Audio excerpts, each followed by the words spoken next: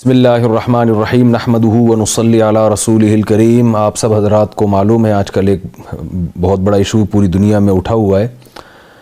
France میں officially باقاعدہ government کی طرف سے گورنمنٹ کی نگرانی میں آپ صلی اللہ علیہ وسلم کے توہین آمیز خاکے شائع کیے جا رہے ہیں، اور اس کی بنیادی وجہ یہ ہے کہ اسلام دنیا میں بہت تیزی سے پھیل رہا ہے، خاص طور پہ فرانس میں۔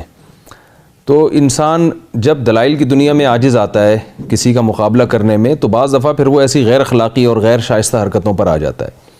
آپ دیکھیں جن کا نعرہ ہی آزادی ہے اور پوری دنیا میں اسی بیس پہ وہ اپنے آپ کو انسانیت کا مقتدی اور رہبر کہتے ہیں کہ ہم انسانیت کی آزادی کے قائل ہیں،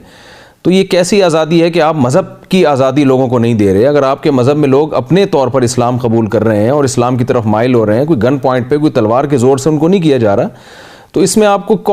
کیوں تکلیف ہو رہی ہے اگر لوگ اپنے طور پر سمجھتے ہیں کہ اسلام میں ہماری نجات ہے؟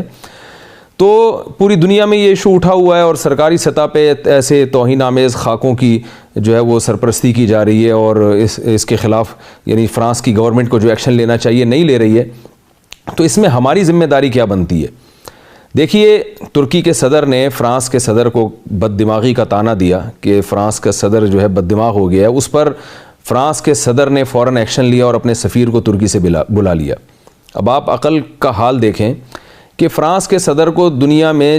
چند ہزار یا بہت زیادہ کہہ لیں چند لاکھ لوگ فالو کرتے ہوں گے، پورا فرانس بھی نہیں مانتا ہوگا۔ ظاہر ہے 100% ووٹ سے فرانس کے صدر نہیں بنے، چند لاکھ لوگ ایک آدمی کو فالو کر رہے ہیں، اس کی توہین برداشت نہیں کی جا رہی، اس کو صرف بد دماغی کا طعنہ دیا جاتا ہے تو فوراً ایکشن لیتا ہے۔ تو ایسی ذات جن کو چند لاکھ نہیں، چند ہزار نہیں، چند کروڑ نہیں، یعنی اربوں انسانوں نے جن کو فالو کیا ہے، 1400 سال سے جن کو فالو کرتے رہ رہے ہیں، اور فالو بھی ایسے کیا ہے کہ ان کے نام پہ لوگوں نے جانیں دی ہیں، اپنی پوری زندگیوں کو چینج کیا ہے۔ جتنا زیادہ اس کائنات میں سرور انبیاء محمد صلی اللہ علیہ وسلم کو فالو کیا گیا ہے، آپ کی سیرت پہ جتنا کچھ لکھا گیا، آپ کی خاطر جتنی قربانیاں دی گئیں، آپ سے جتنی جذباتی محبت اس دنیا میں جتنے لوگوں کو اتنی کسی کے حصے میں نہیں آئی،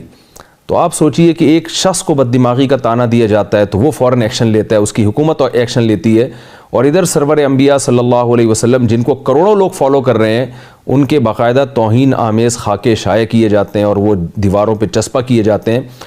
اس کو آزادی رائے کا ایک یعنی یوں سمجھیں کہ ایک انسان کے بنیادی حقوق میں سمجھا جا رہا ہے کہ ہر انسان آزاد ہے، اگر وہ کسی شخصیت کے بارے میں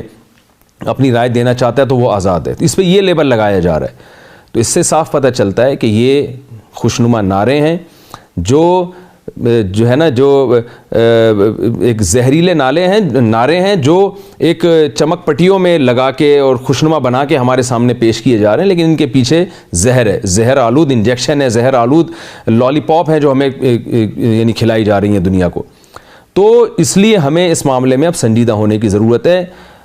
آج سے پہلے یہ ہوتا تھا کہ ایک فرد واحد نے کوئی خاکہ شائع کر دیا، اس پہ لوگ بائیکاٹ کرتے تھے، اب یہ باقاعدہ فرانس جیسی مضبوط حکومت کی سرپرستی میں جب یہ کام ہو رہا ہے تو ہمیں اس میں بہت زیادہ سیریس ہونے کی ضرورت ہے۔ سب سے پہلے ذمہ داری ہماری حکومتوں کی بنتی ہے کہ وہ جو ہے نا وہ اپنا احتجاج ریکارڈ کروائیں، اور الحمدللہ اسمبلی میں اس پر بہت گرما گرم بحث ہو رہی ہے، اور ہمارے حکمران الحمدللہ کم از کم اور باقی معاملات میں جیسا بھی ان کا کردار ہو، اس معاملے میں کم از کم وہ جمع ہوئے ہیں ایک ٹاس پہ۔ تو ہماری جو عوام کی جو ذمہ داری ہے، حضرت مفتی تقی عثمانی صاحب نے بھی ٹویٹ کیا ہے کہ ہمارے پاس بائیکاٹ کے علاوہ، فرانس کی مصنوعات کا بائیکاٹ کے علاوہ ہمارے پاس فی الحال کوئی راستہ نہیں ہے، جو سب سے کم درجے کا ری ایکشن ہے،